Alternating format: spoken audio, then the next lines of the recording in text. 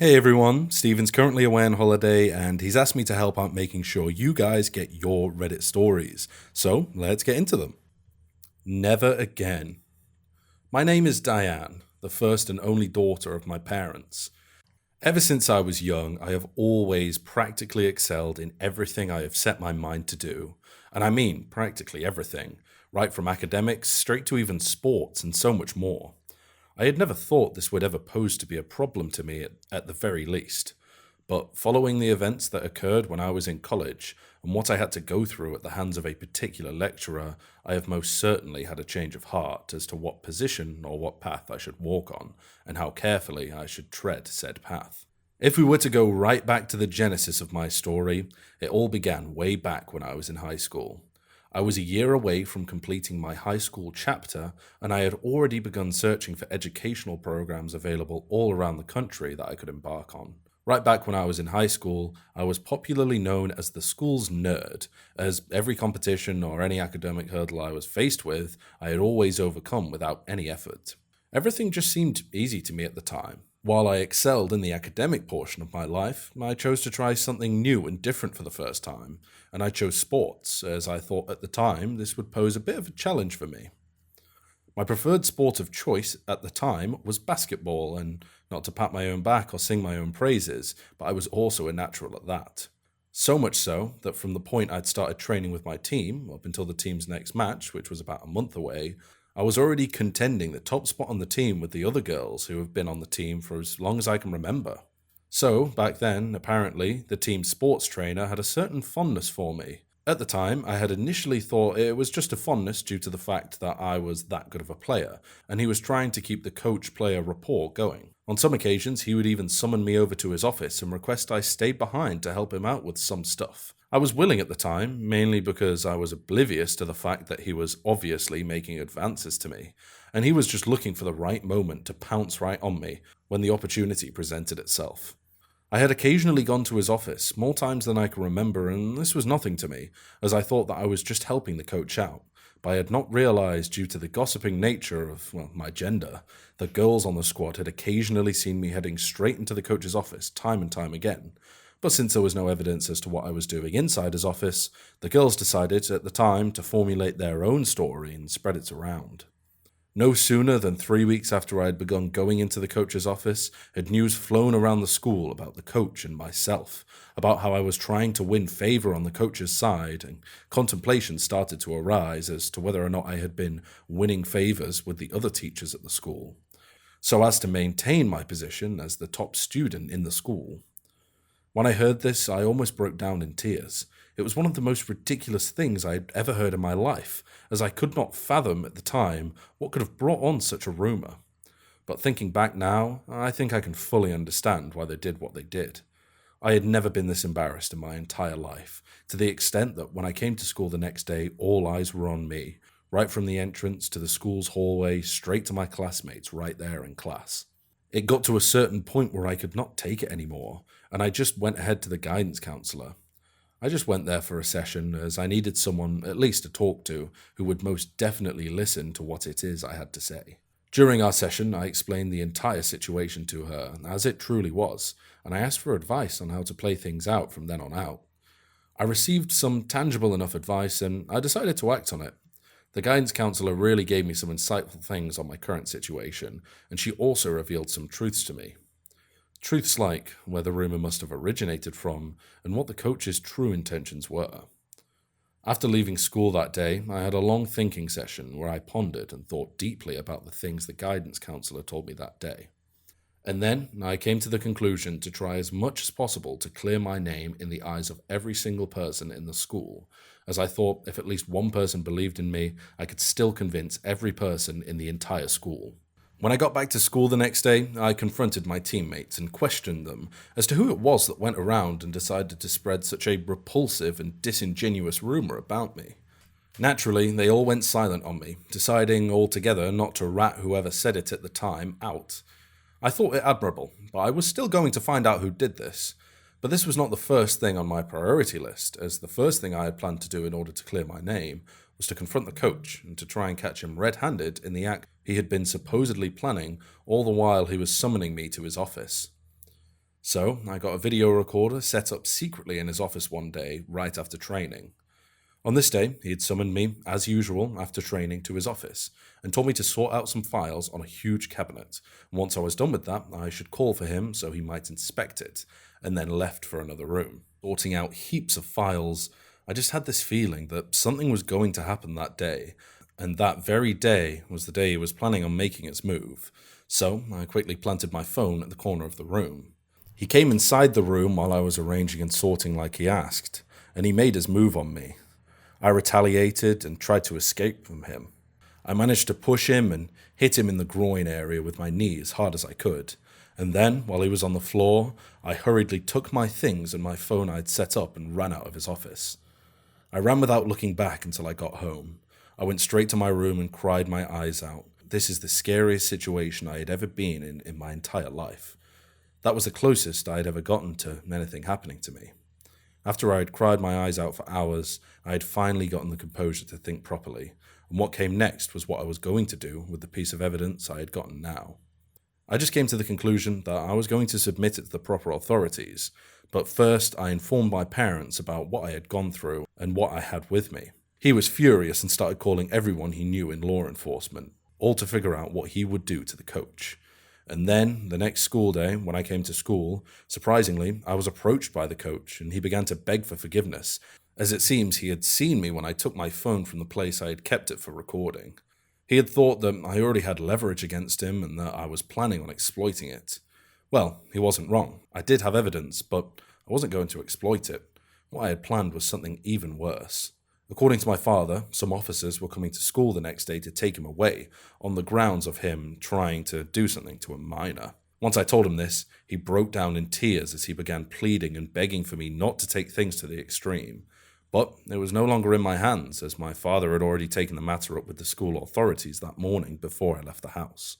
And before I could even finish talking, two hefty officers came and asked if he was the one they were looking for. And once he had affirmed this, they immediately took him away, and that was the last I ever saw of him. Apparently, I had cleared my name in the eyes of everyone in the school, and my initial plan had succeeded. This was all the events that took place while I was still in high school, but the one that made me have a different outlook on life was when I had gotten into college. This was about 2 years after I had left high school, and I was already a sophomore in college, majoring in biomechanics and robotic engineering. After I left high school, I had various choices to choose from as a subject major, as each and every option I had was seemingly too easy and not worth it for me at the time. So I decided to make further and more extensive research on the most difficult subject major I could find. That could at least prove to be tasking for me back then. I later settled for biomedical engineering and a submajor in robotics engineering. When I first entered into college, I was having quite a tough time adjusting to the new environment, and settling down proved to be quite a hassle. But with the help of some new people I had met at the time, everything soon became much easier for me as time went by. I had initially made up my mind before going to college that I would most definitely not develop overly close attachments with my peers, so as to prevent what happened back in high school from repeating itself again. I decided to create strict boundaries to draw a line between my school life and my social life. When I got to college after turning 20, one would think that my growth spurt would have stopped back in high school, but apparently, and unfortunately for me, puberty had other plans in store. When I entered college, I kept on developing, and I kept on growing up to a point that one would not be able to discern and differentiate between my current self and the me from a few months back. With this growth came the increasing and incessant attention from men from all age categories. At one point, I started to dampen down the way I showed myself out in public. I started wearing clothes that covered me fully from top to bottom, and I would also limit the amount of times I'd show myself out in public. This was because I was getting tired of the ever-increasing attention that I had received from men, but all in all, the attention that I was receiving at the time didn't pose any problem for me. But the particular one did pose a serious problem, that of one of the lecturers in my class. So, for quite a while, I had noticed that this lecturer, Mr. Julius, has always had his eyes on me, and this was quite troubling as he had made several attempts to try and woo me. Sometimes after his class, and some other times, or rather most times, he would approach me when I was outside my dorms or with friends. This became troubling as I had first-hand experience as to how bad these things could turn out, with the way he was going about things. Every single time he had approached me, I had always tried my possible best to turn him down outright. However, I knew he was not going to just stop there. So I started taking precautionary measures. Measures I already had prior knowledge of while I was back in high school. Every time he approached me, I would always try to keep an audio recording of our conversation. This started from the third time he had approached me in class. As I had initially predicted, he had been devising a way for him and myself to be alone on the school premises. I had always been fully prepared for absolutely anything. While I stayed behind that particular day in the school library, I decided to finally leave. I had the feeling I would not be able to read and digest properly if I was in my comfort zone, so I decided to stay behind in the library to complete my daily reading quota for the day. And on my way out of the library, I passed by the staff lounge, which was reserved mainly for the lecturers of the faculty.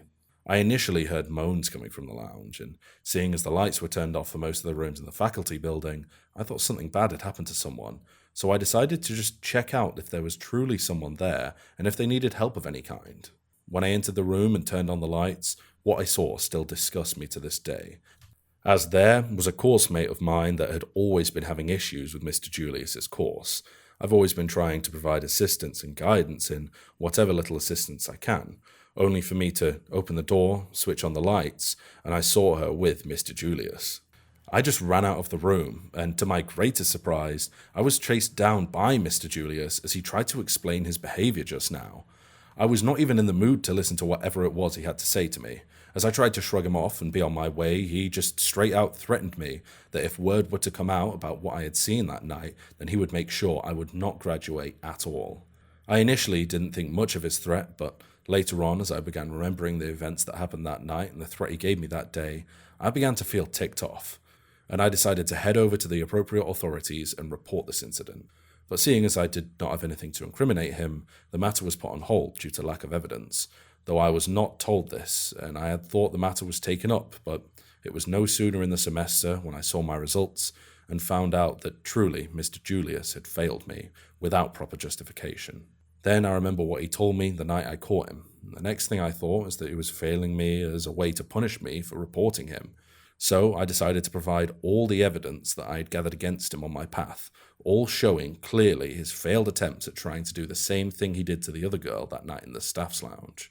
Once I submitted this, I also filed another complaint geared towards his wrong grading due to personal reasons.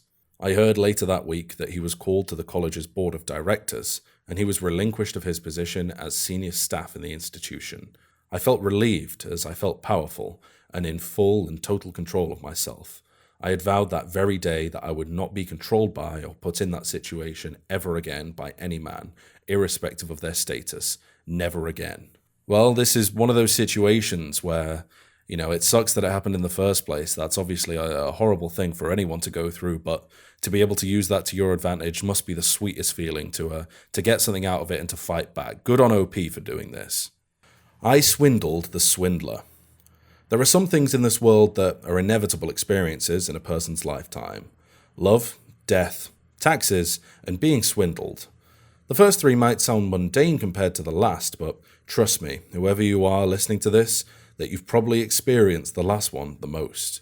Whether you successfully got swindled depends on your awareness at the time, and not to get too political, but I think most form of taxes also fall into the swindling category. So, it might not always depend on your awareness. Please don't come for me, government overlords.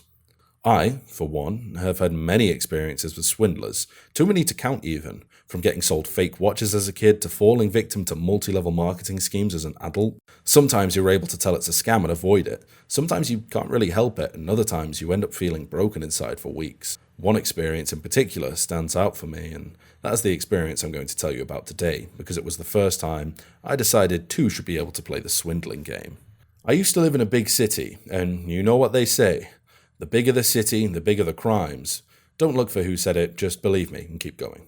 So, I lived in a big city, and not the utopia kind, just the kind that everyone goes in to search of opportunities, regardless of the actual living standards, and, as you'd expect, everyone was always trying to make a quick buck, including me, I'm not going to lie.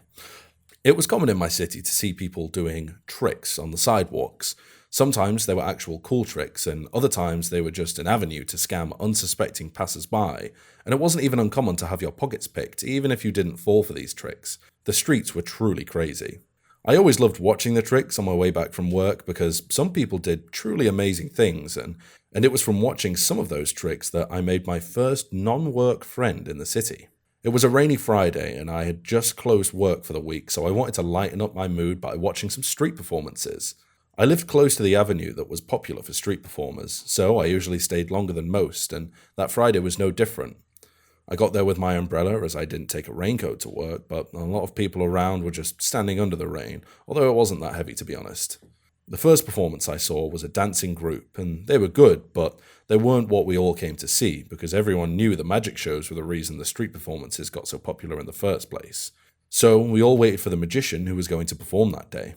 After a while, it was finally time for the grand finale, which was always the magic show, and we were truly captivated by all the tricks we witnessed. That was the first time I ever witnessed a disappearing trick, but I would witness another just a few seconds later as I checked for my wallet and saw that it was gone. Apparently, I had been pickpocketed while I was engrossed in the magic performance, and I didn't know if it was part of the trick, but I was totally tricked both ways. Luckily for me, someone was more aware of their surroundings and noticed the thief pick my pocket and quickly raised an alarm, then ran after him and caught him as I recovered from the minor shock. I got my wallet back, and the hero fully introduced himself to me. Then I did the same right back, and that was how we kicked on from there and became friends. My new friend worked in a coffee shop around the avenue where they did the street shows, so he was usually able to see the setup of performances and occasionally met with the performers, so he knew a lot of them personally and knew how things worked around the area really. He told me he had seen the pickpocket try to pick pockets multiple times before and had even caught him in the past, which was why he kept an eye on him as he approached me during the magic show. Over time, we began to hang out, and he introduced me to more performers, and I got to know how a few tricks were executed, which was nice. I also made some performer friends along the way, but tried not to get too personal with them because I didn't always agree with their lifestyle. However, there was one guy that I got close to that I probably shouldn't have, and the worst part about him is that I had known him as a snake oil salesman before my friend introduced him to me. He was one of those people who would sell magic potions and drugs claiming that they were going to change something in your life. And that should have been the red flag. But when my friend introduced him to me, he was charming enough for me to go down for subsequent hangouts, and we eventually became close as I could possibly get with a snake oil salesman. Months went by after the pickpocket incident, and my friend group had grown to include a few more of the street performers. And again, I would like to remind you that friend group here is me putting it lightly, because all we did was have a few hangouts together, and it was at one of those hangouts that Mr. Snake Oil